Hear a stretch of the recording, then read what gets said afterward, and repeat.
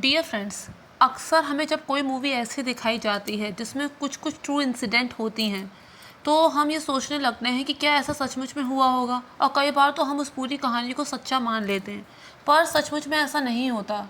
अब जैसे आदिपुरुष मूवी में हमें बहुत गुस्सा आया होगा कि किस तरह से हमारी हिस्ट्री को, हमारे धर्म ग्रंथों को कितनी बुरी तरीके से पेश किया गया है, क्या क्या ऊट पटांग चीज़ें उसमें डाली गई हैं। लेकिन जो लोग रोल मॉडल हैं, जिन्होंने अपने देश के लिए बहुत कुछ किया है, उनके बारे में अगर झूठी चीज़ इस तरह से दिखाई जाती है केवल मनोरंजन के उद्देश्य से, तो गलत तो वो भी है ना। क्या उस पर उंगली नहीं उठनी चाहिए? तो फ्रेंड्स, ये जो मूवी थी सीतारामम, इसमें सब लोगों के दिमाग में ये बात आई होगी कि क्या ये सच है, क्या सचमुच में ऐसा हुआ था।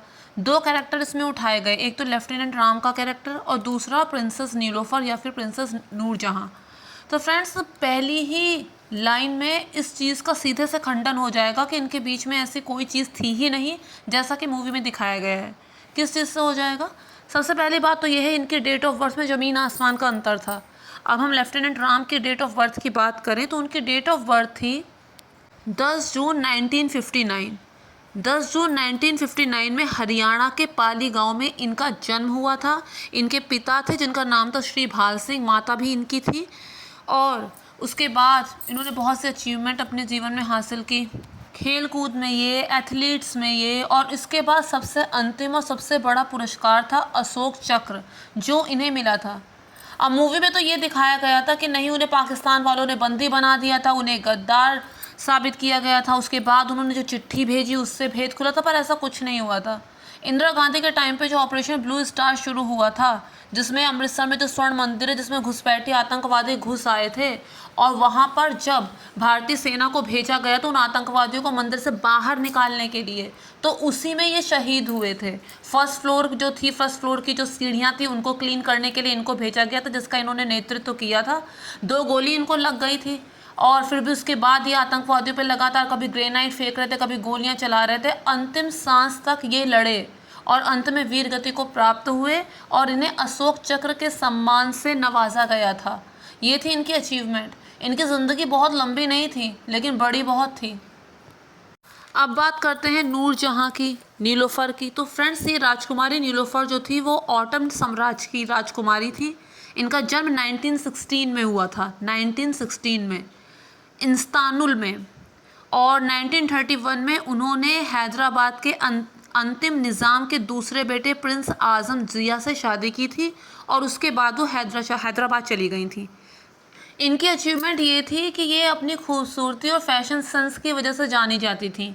अमीर तो ये बहुत थी ही, और कई बार ऐसा होता है कि लेडीज़ इन पे बहुत पैसा हो जाता है, सोशल वर्क वगैरह करती हैं, तो ये भी ऐसे सोशल वर्क करती थी महिलाओं की शिक्षा की ओर, महिलाओं के स्वास्थ्य की ओर। और हैदराबाद में जो अस्पताल थे वहाँ पर इन्होंने काफ़ी डोनेशंस वगैरह और जो भी सहयोग इनसे हो सकता था वो इन्होंने दिया था। यही इनके जीवन के अचीवमेंट्स हैं।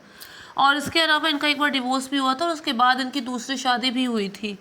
तो अब माना बहुत बड़ी हस्ती थी ये, जो भी था, लेकिन उनका लेफ्टिनेंट राम की ज़िंदगी से कोई लेना देना नहीं था। लेकिन फिल्म में उन्हीं से इंस्पायर्ड होकर एक कैरेक्टर वो दिखा दिया गया। आप इनके डेट ऑफ बर्थ देख रहे हैं कि 1916 है इनकी डेट ऑफ बर्थ, और लेफ्टिनेंट राम की डेट ऑफ बर्थ 1959 है।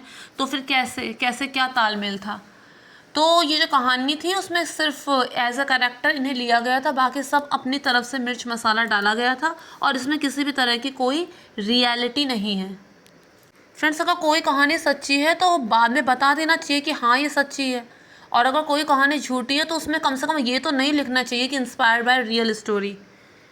इसके अलावा ये जो मूवी है इसे रामायण से जोड़कर देखा गया है कि जैसे यहाँ पे नूरजहाँ का कैरेक्टर जो है कि वो एक राजकुमारी थी, जैसे भगवान राम एक राजकुमार थे। अब यहाँ पे जो लेफ्टिनेंट राम है उसमें दिखाया गया है कि वो अनाथ थे, और जैसे कि माता जानकी जो थी उनको धरती से निकाला गया था। इसके अलावा उनकी खोज की गई। तो जो लेफ्टिनेंट राम थे, जब उन्हें एक रहस्यमय लड़की का पत्र मिलता है जो अपने आप को क्लेम करती है कि वो उनकी पत्नी है, तो वो उसकी खोज करते हैं। और ये कहानी पूरी अंत तक सिर्फ इसीलिए बंधी हुई है कि जो राम की जो चिट्ठी थी जो उन्होंने पाकिस्तान में किसी को दी थी कि अपनी मदद के लिए कि ये चिट्ठी सीता तक पहुंचा देना, वो अपनी मरने के बाद बेटी को चिट्ठी देते हैं कि इस चिट्ठी किसी तरह सीता तक पहुंचा देना। और उसके बाद पता चलता है कि वो अपने देश के लिए कितना सेक्रीफाइस किए हैं और वो गद्दार नहीं है। तो इस तरह से इस मूवी में कुछ दिखाया गया था। तो फ्रेंड्स, उम्मीद करते हैं आप लोगों को मेरा वीडियो पसंद आया होगा। अगर वीडियो पसंद आए तो मेक श्योर मेरे चैनल को सब्सक्राइब, वीडियो को लाइक और शेयर ज़रूर कीजिए। फ्रेंड्स, मैं अपने डेली लाइफ में कुछ भी नया यूनिक करती हूँ किताबों को पढ़ने के अलावा, तो मैं उसमें से जो भी चीज़ें दिखाने वाली होती हैं आप लोगों को वीडियो के माध्यम से दिखाती हूँ।